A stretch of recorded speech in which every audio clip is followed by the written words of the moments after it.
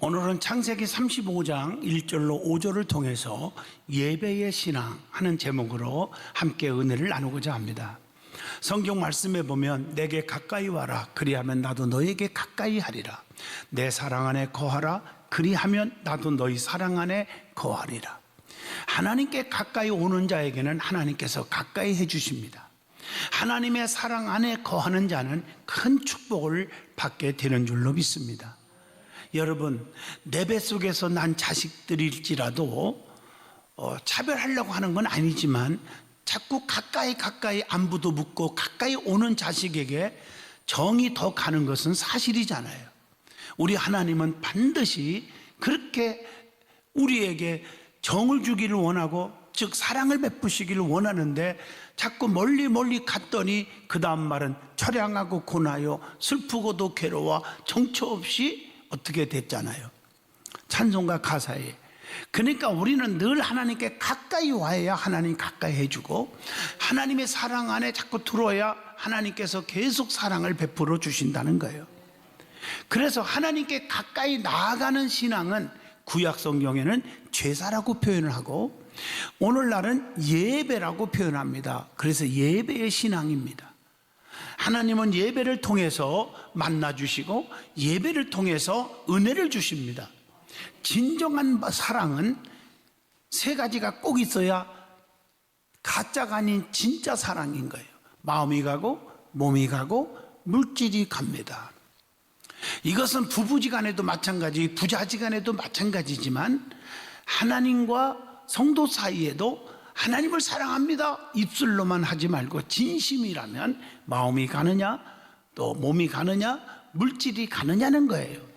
하나님을 진정으로 사랑하면 헌신된 마음으로 늘 주님만 생각하고 날마다 몸이 주님께 나와야 하는 것이에요. 그것이 바로 예배의 신앙입니다. 오늘 본문 말씀의 배경을 보면 야곱이 자신을 죽이려고 하는 에서를 피해서 애삼촌 라반의 집으로 하란 땅으로 가던 중에 꿈에 하나님을 만나서 은혜를 체험하게 되었다는 얘기가 있죠. 야곱은 그 하나님의 은혜에 너무 감사해서 그 자리에서 단을 쌓고 하나님 앞에 세 가지 소원을 합니다. 그 소원의 내용을 여러분 아시죠? 창세기 28장 20절로 22절에 기록되어 있어요. 하나님이 나의 하나님이 될 것이요 내가 기둥으로 세운 이 돌이 하나님의 전이 될 것이요 반드시 10분의 1을 하나님께 드리겠나이다. 이렇게 고백을 했습니다. 야곱은 은혜를 체험한 후에 외삼촌 라반의 집에서 처가살이 20년을 하면서 많은 시련과 고통과 멸시와 정말 핍박을 받았지만 하나님께서 야곱과 함께 하심으로 마지막에는 하나님이 야곱 편에 서 주심으로 거부가 되는 축복을 받고 나오게 됩니다. 그러나 야곱은 하나뿐인 딸이 있었죠. 그게 누구요? 디나입니다. 디나가 휘 족속 중 하나인 세겜에게 강간을 당하게 되었습니다. 그 일로 인해서 시몬과 레위가요 하물과 그 아들들을 속여서 죽이게 됩니다. 아주 사건이 커져 버렸어요. 결국 야곱은 이 일로 인해서 가나안 족속과 브리스 족속에게 해를 당할까 두려워하는 가운데 하나님은 야곱에게 나타나서 말씀하신 것이 오늘 본문 1절의 말씀입니다. 형 에서의 낯을 피하여 도망하던 때에 내게 나타났던 하나님께 거기서 단을 쌓으라 이렇게 말씀하신 거예요. 여러분 힘들고 고통스럽고 번민에 차 있고 괴롭습니까? 하나님의 음성을 들을 수 있기를 바랍니다. 단을 쌓아라. 다시 말하면 예배의 신앙을 회복하라 이렇게 말씀하신 거예요. 여러분 힘들다고 신앙생활 나태하면요 마지막에 헤어나올 수가 없습니다. 예배가 회복되게 하라는 거예요. 이게 하나님의 음성입니다. 오늘 이 말씀을 통해서 단을 쌓는 신앙인 예배를 통해 주시는 하나님의 축복과 하나님의 깊은 은혜를 나누고자 하는 것입니다. 제일 먼저 야곱이 단을 쌓는 이유가 있어요. 야곱이 왜 단을 쌓습니까? 오늘 말씀처럼 첫째가 하나님의 명령에 순종하는 것입니다. 단을 쌓는 예배의 신앙은 하나님의 절대적인 명령입니다. 출애굽기 20장 8절에도 뭐라겠어요? 안식일을 기억하여 거룩하게 지키라 그랬단 말이에요.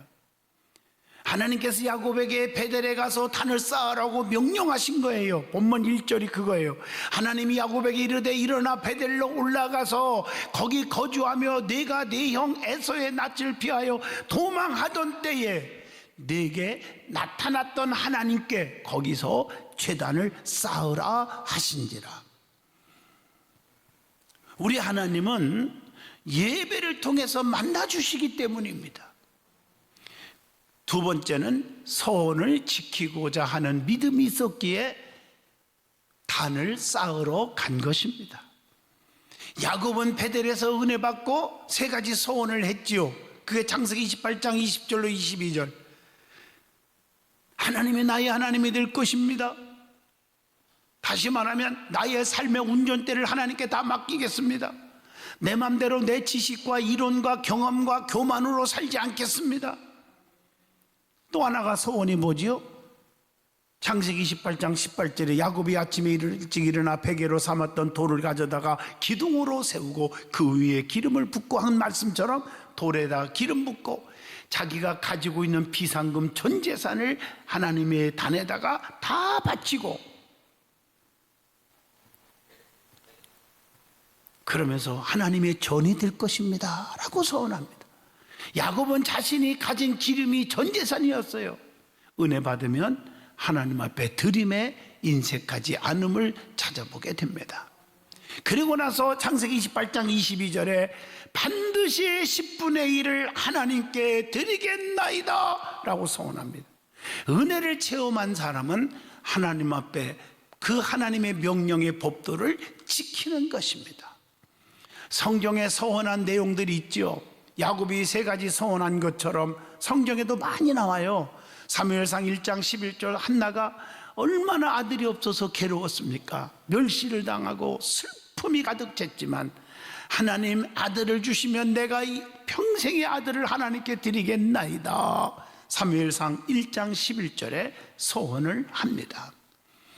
또 사무엘하 15장 7절 보면 다윗의 아들 압살롬은 예루살렘으로 돌아가게 하시면 내가 하나님을 잘 섬기겠나이다 라고 서원을 합니다. 사도 바울도 사도행전 18장 18절에 보면 서원이 있으므로 겐그레아에서 머리를 깎았다고 성경에 기록되어 있습니다.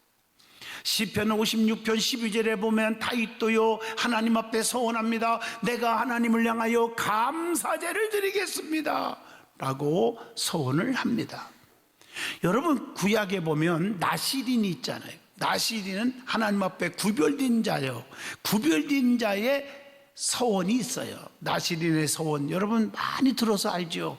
민수기 6장 3절에 보면 포도주와 독주를 멀리하겠다, 술과 멀리하겠다, 이렇게 술 취하지 않겠다 서원했어요.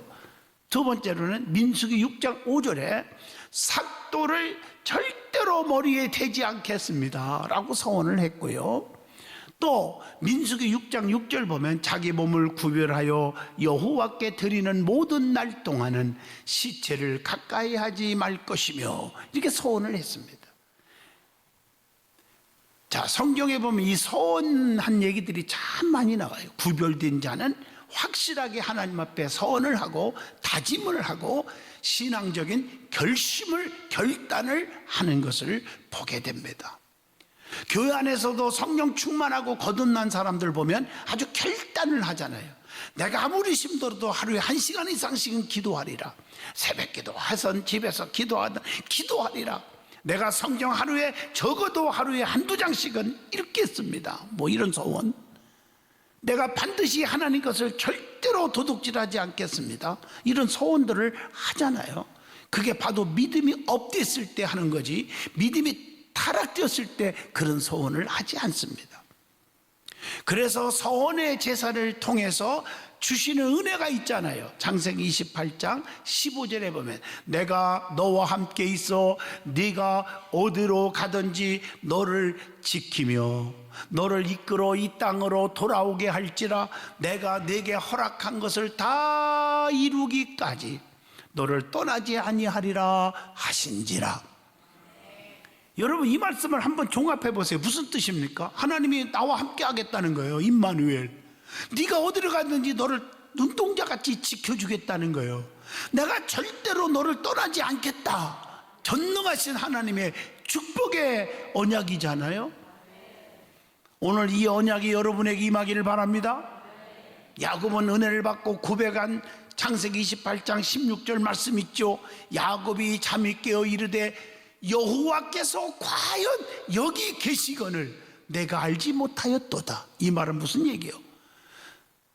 자기 고향을 떠나서 지금 도망가는 신세에 얼마나 마음이 애롭고 고독하고 슬프고 낙심되고 힘들잖아요.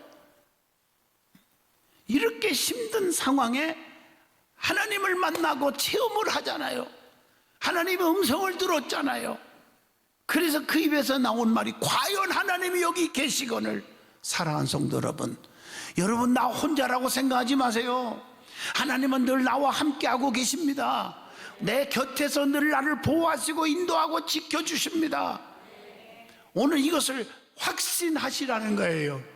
야곱은 은혜를 받고 베델에서 단을 쌓겠다고 하는 하나님과의 약속을 지킨 것입니다. 그래서 이게 뭐요? 하나님 앞에 단을 쌓겠다. 구약에는 제사를 드리겠다. 신약에는 예배를 빠지지 않겠다. 그래서 구약에는 제사도 5대 제사가 있어요. 5가지 제사가 있어요. 레위기 6장과 7장에 기록되어 있죠. 그 중에 하나가 의무제와 자원제가 있는데 의무제로 번제가 있어. 번제. 여러분 번제는 많이 들어봐서 알죠. 아브라함이 이삭을 뭐로 드리러 가요? 번제로. 번제는 자원제, 의무제입니다. 그러므로 레위기 6장 8절로 13절 말씀처럼 하나님을 향한 복종을 의미하는 영적인 교훈이 있습니다. 번제는 하나님께 대한 온전한 충성과 온전한 헌신의 상징이기도 합니다. 한 점의 흠도 없이 자신을 하나님께 드린 오늘날 그리스도의 모형이기도 합니다. 두 번째가 소제가 있습니다. 이건 자원제죠. 소제는 레위기 6장 14절로 23절을 잘 보시면 이것은 봉사를 의미하기도 합니다. 영적 교훈이. 소제의 목적은 하나님께 대한 순수한 희생적 봉사를 의미합니다. 소제는 매일 드리는 것으로 최선의 것, 즉 우리의 생명을 드리는 의미도 있다고 봅니다. 그래서 영적인 의미에서 보면 소제는 그리스도의 삶을 나타내는 것이라고 봅니다. 세 번째가 화목제가 있습니다. 이건 자원제입니다.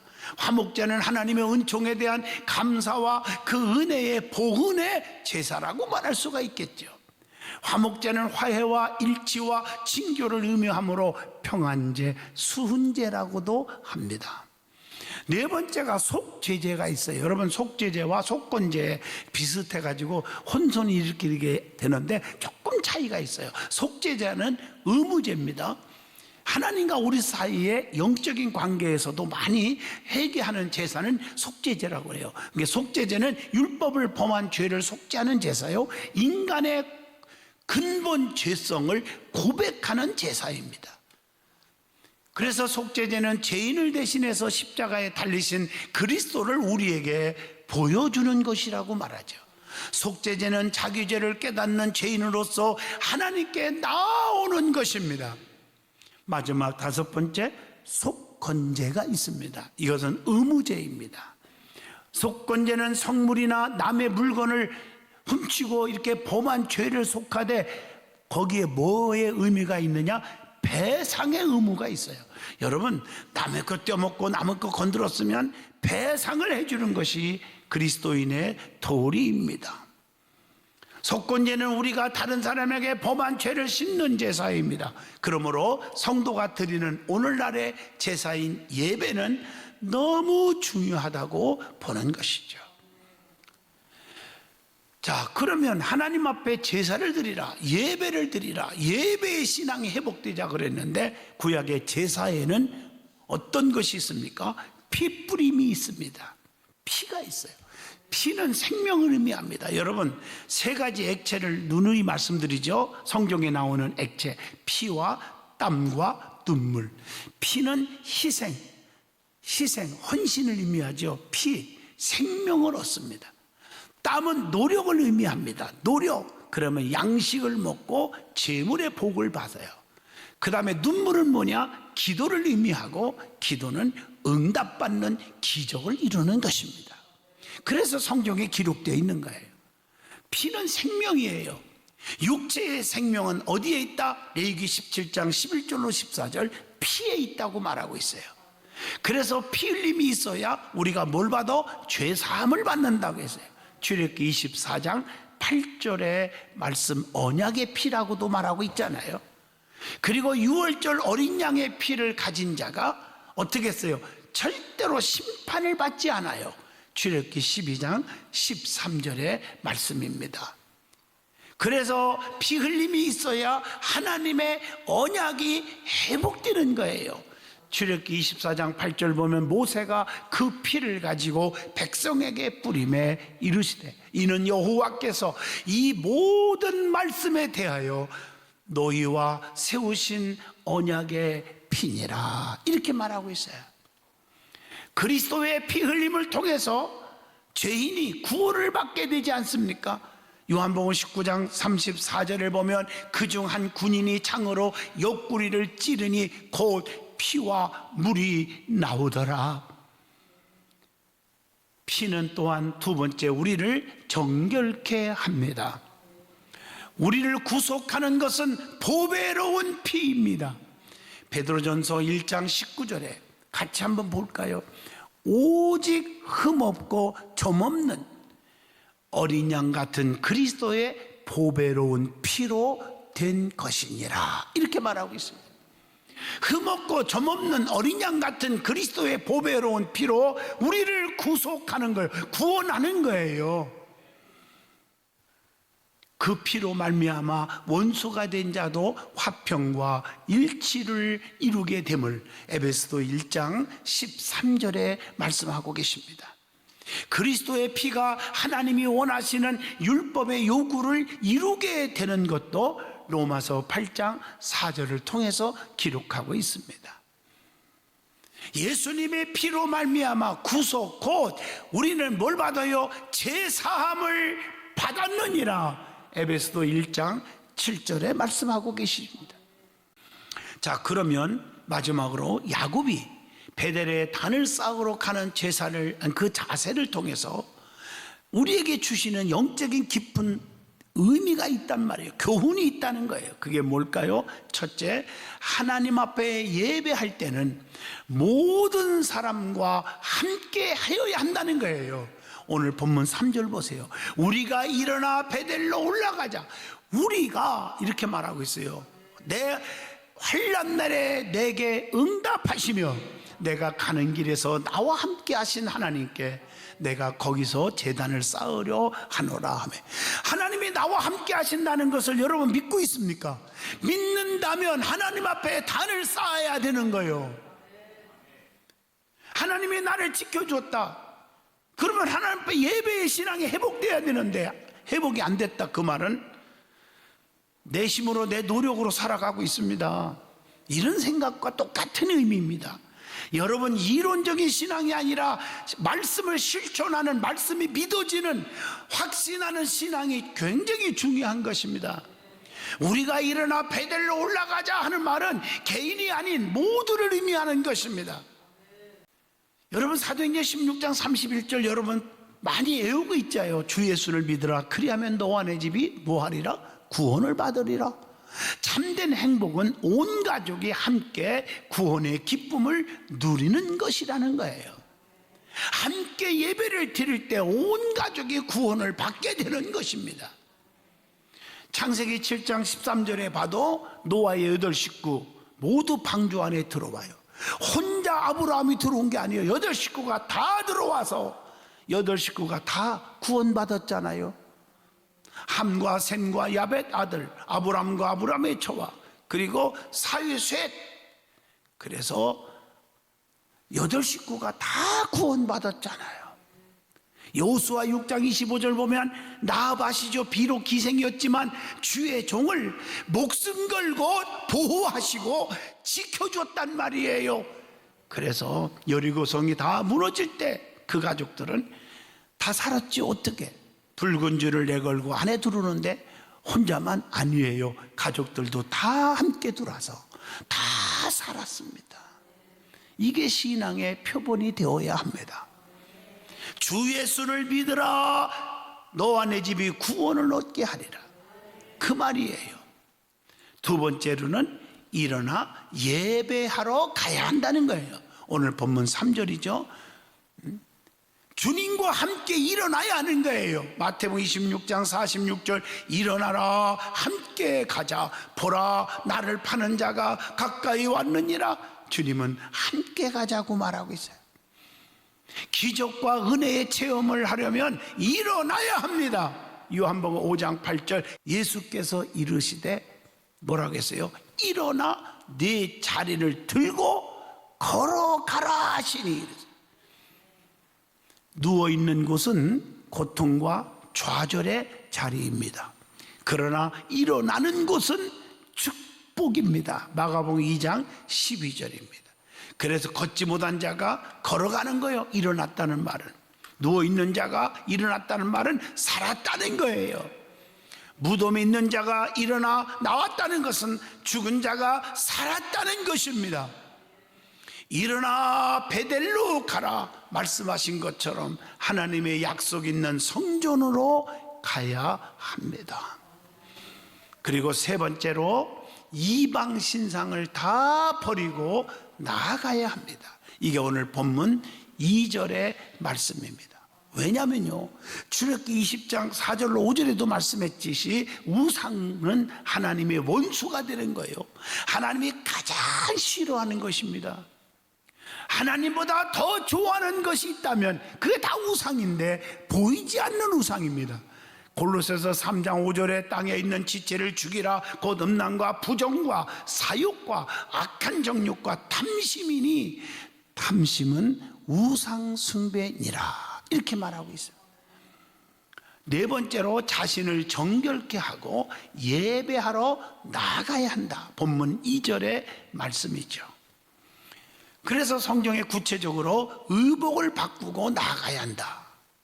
이것은 더러운 옷을 다 찢어버리고 하나님으로부터 새 옷, 새 힘, 새 능력을 받아야 한다는 것입니다. 그래서 하나님 앞에 나아가는 자세가 그렇게 중요한 거예요. 요한복음 4장 24절 하나님은 영이시니 예배하는 자가 영과 진리로 예배할지니라 라고 말씀을 하고 계신 것입니다.